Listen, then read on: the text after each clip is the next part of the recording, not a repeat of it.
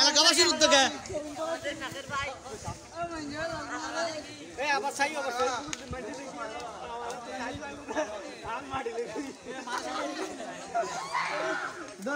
খবর কি খবর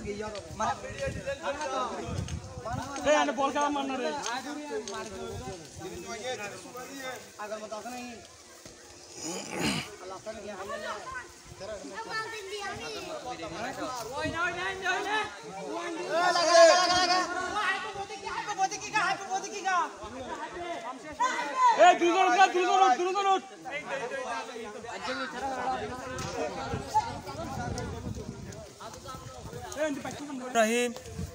ফতেপুর ইউনিয়নের 7 নং এবং 8 নং ওয়ার্ডের মধ্যবর্তী রাস্তা সংযোগ সড়ক আলোয়াল সংযোগ সড়ক হইতে ফতেপুর ডিসি সংযোগ সড়ক পর্যন্ত আমরা নিজেদের উদ্যোগে আমরা যারা আর্থিকভাবে সচ্ছলতা আছি তারা 5,000, 2,000, 10,000, 200, 500, 100 টাকা করে সাহায্য করে আজকে রাস্তার কাজ চলতেছে।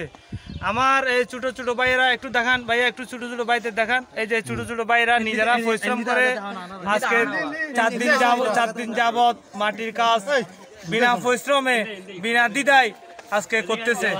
আমি এই এলাকার সম্মানিত চেয়ারম্যান এবং এমপি মহোদয়ের কাছে বিনীতভাবে অনুরোধ রাখবো, আমাদের হেলাল চৌধুরীপাড়া ডিসি সড়ক হইতে আলোয়াল সংযোগ সড়কটি যেন স্থানীয় সরকার মন্ত্রণালয় হইতে আমাদের রাস্তাটুকু ডালাই এবং আরসিসি ভাবে ডালাই করে দেয়।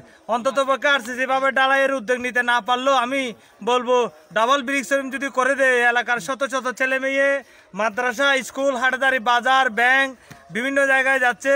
আমি সম্মানিত মন্ত্রী মহোদয়, প্রাক্তন মন্ত্রী মহোদয়, বর্তমান এমপি মহোদয়ের কাছে বিনীতভাবে অনুরোধ করব এবং আমাদের 11 নং ফতেপুর ইউনিয়নের সম্মানিত চেয়ারম্যান জনাব শামীম ভাইয়ের কাছে বিনীতভাবে অনুরোধ করতেছি, আমাদের রাস্তাটা যেন সার্বিক সহযোগিতা করে উন্নয়নের জন্য এলজিডি মন্ত্রণালয়ের হইতে আমাদের রাস্তাটার জন্য বরাদ্দ দেওয়া হয়। সবাইকে আবারও কৃতজ্ঞতা প্রকাশ করে এবং আমার ছোট ছোট ভাইয়েরা যারা এতটুকু পরিশ্রম করেছে, আর্থিকভাবে সাহায্য করেছে, তাদেরকে ধন্যবাদ জানিয়ে আসসালামু আলাইকুম। আসসালামু আলাইকুম। আমাদের এই নুরুল আলম শাহ সড়কটি এই চলাচলের জন্য অনুপযোগী হয়ে পড়েছে।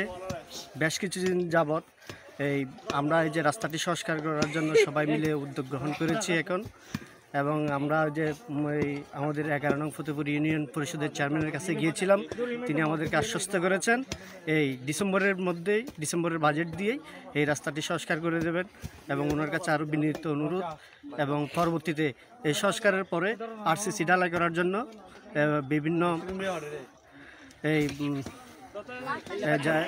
জেলা পরিষদের মাধ্যমে বড় বরাদ্দ এনে যেন রাস্তাটি আরসিসি ঢালাই করে, এটাই চেয়ারম্যানের নিকট বিনীত অনুরোধ রইল।